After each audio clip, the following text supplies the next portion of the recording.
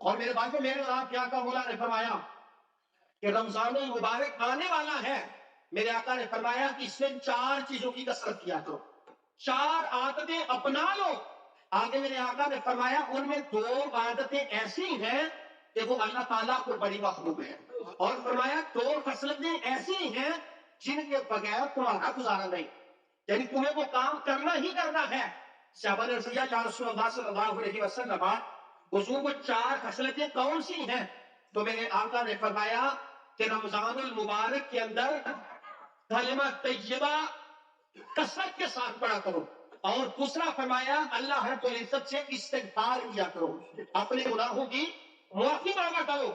فرمایا یہ 2 کام ایسے ہیں کہ یہ اللہ کو بڑے پسند ہے، یعنی کلمہ طیبہ لا الہ الا اللہ پڑھنا اور اپنے گناہوں کی معافی مانگنا، یہ 2 ایسے کام ہیں کہ اللہ کو بڑے محبوب ہے۔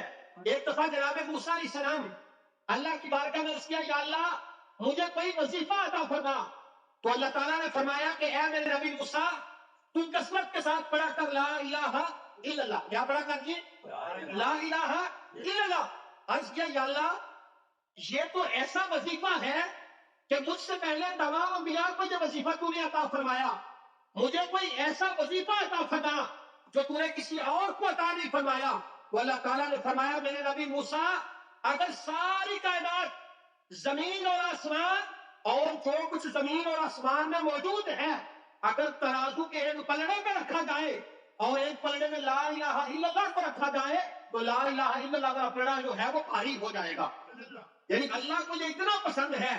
فرمایا رمضان المبارک میں کلمہ طیبہ کی کثرت کیا کرو اور استغفار کیا کرو۔ استغفار کا مطلب ہوتا ہے اللہ تعالیٰ سے اپنے گناہوں کی معافی مانگنا۔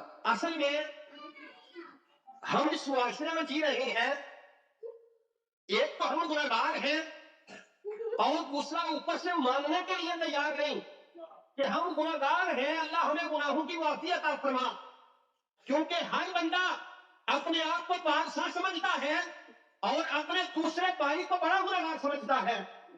معذرت کے ساتھ رمضان المبارک آ رہا ہے، آپ نمازیں پڑھیں، رات کو نماز تراویح پڑھیں، روزہ رکھیں، صدقات و خیرات کریں، یہ اللہ کو بڑے محبوب کام ہے، لیکن اگر اس کا دوسرا رخ دیکھا جائے تو جو نماز پڑھنے والا ہے نماز نہ پڑھنے والے کو وہ انسان ہی نہیں سمجھتا۔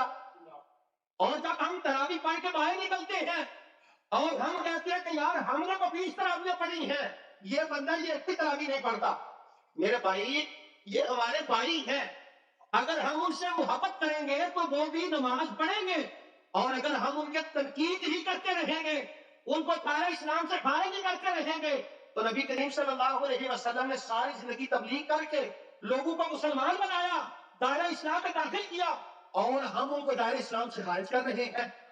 آپ خود بھی نیک کمال کریں اور اپنے عزیز و اقارب کو، اپنے بہن بھائیوں کو، اپنے رشتہ داروں کو، اپنی اولاد کو دین کی طرف لے کے آئیں تاکہ وہ بھی اللہ کے قریب ہو، اللہ تعالیٰ ان پر بھی اپنا فضل نازل فرمائے۔ فرمایا کہ ایک کلمہ طیبہ پڑھا کرو اور دوسرا استغفار کیا کرو۔ اب میں اور آپ تو سمجھتے ہیں کہ ہم شاید گنہگار ہے ہی نہیں ہے، لیکن نبی کریم صلی اللہ علیہ وسلم فرماتے ہیں اے میرے صحابہ میں ہر روز ایک دن میں 70 مرتبہ سے زیادہ اللہ تعالیٰ سے اپنے گناہوں کی معافی مانگتا ہوں، جبکہ میرے آقا گناہوں سے ویسے ہی پاک ہیں۔ آپ کے متعلق بلکہ تمام انبیاء کے متعلق یہ سوچا بھی نہیں جا سکتا کہ وہ گناہ کریں گے، کیونکہ اللہ نے آپ کو معصوم پیدا فرمایا ہے۔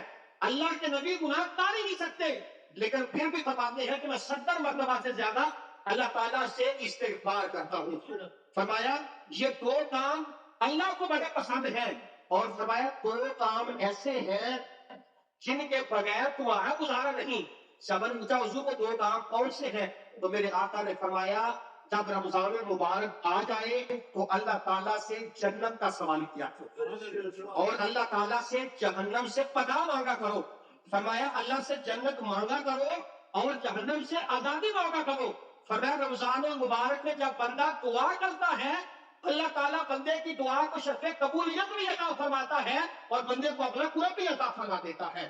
تو میرے بھائی رمضان المبارک چونکہ میرے آقا اس مہینے کا کثرت کے ساتھ جو ہے وہ انتظار فرمایا کرتے تھے اور آپ دعا بھی فرمایا کرتے تھے، یا اللہ ہمیں رجب میں بھی برکتیں عطا فرما، ہمیں شعبان میں بھی برکتیں عطا فرما، ہمیں رمضان المبارک خیریت کے ساتھ عطا فرما۔ یعنی سرکار رمضان المبارک کو پانے کی دعا کرتے، پھر رمضان المبارک کی قبولیت کی دعا کرتے، اور میرے بھائیوں میرے آقا نے فرمایا کہ شعبان میرا مہینہ ہے اور رمضان المبارک اللہ کا مہینہ ہے، یہ اللہ کا مہمان ہمارے پاس آ رہا ہے۔ آج ہم اپنے مہمان کی کتنی قدر کرتے ہیں، لیکن رمضان المبارک اللہ کا مہمان ہے، ہمارا حق بنتا ہے کہ ہم اللہ کے مہمان کی ویسے ہی قدر کریں جس طرح اللہ تعالیٰ نے اس کی قدر کا حق رکھا ہے۔ اور میرے آقا نے بڑی مشہور زمانہ حدیث ہے کہ آپ نے ممبر پہ قدم رکھا تو فرمایا آمین، دوسرے سیڑھی پہ قدم رکھا فرمایا آمین، تیسری سیڑھی پہ قدم رکھا تو فرمایا آمین۔ پوچھا گیا حضور آپ نے پہلے تو کبھی ایسے نہیں کیا؟ تو آپ نے فرمایا جب میں نے پہلی سیڑھی پہ قدم رکھا تو جبرائیل نے دعا فرمائی کہ اے اللہ کے نبی وہ بندہ ہلاک ہو جائے، تباہ و برباد ہو جائے جو اپنے پورے والدین کو بڑھاپے کے اندر پائے یا دونوں میں سے کسی ایک کو ان کی خدمت کر کے اللہ سے جنت حاصل نہ کر لے تو وہ تباہ و برباد ہو جائے۔ تو میں نے فرمایا آمین۔ آمین کا مطلب ہوتا ہے استجب، اے اللہ اس کو قبول فرما۔ فرمایا جب میں نے دوسری سیڑھی پہ قدم رکھا تو جبرائیل نے ایک اور دعا کی، اے اللہ کے نبی وہ بندہ تباہ و برباد ہو جائے جو آپ کا نام نامی سے گرامی سنے تو آپ پر درود و سلام نہ کرے۔ تو میں نے کہا آمین۔ تیسرا میرے بھائیو اختصار کے ساتھ میرے آقا نے فرمایا کہ جو بندہ رمضان المبارک کے روزے پائے اور پھر ان میں اللہ کی عبادت کر کے اللہ تعالیٰ سے جنت حاصل نہ کر لے وہ بھی بندہ تباہ و برباد ہو جائے۔ تو میں نے کیا کہہ دیا آمین۔ اب میرے بھائیوں میں سرکار کی دعا کے اوپر بات کریں نا تو سرکار نے اپنی زبان سے فرمایا آمین۔ میرے اور آپ کے آقا مولا تو وہ ہے، اگر دل میں خیال آئے میرے آقا آسمان کی طرف دیکھے تو اللہ فرماتا ہے پیارے محبوب جدھر آپ کا جیت چاہتا ہے ادھر منہ پھیر لے، ہم ادھر ہی قبلہ بنا دیتے ہیں۔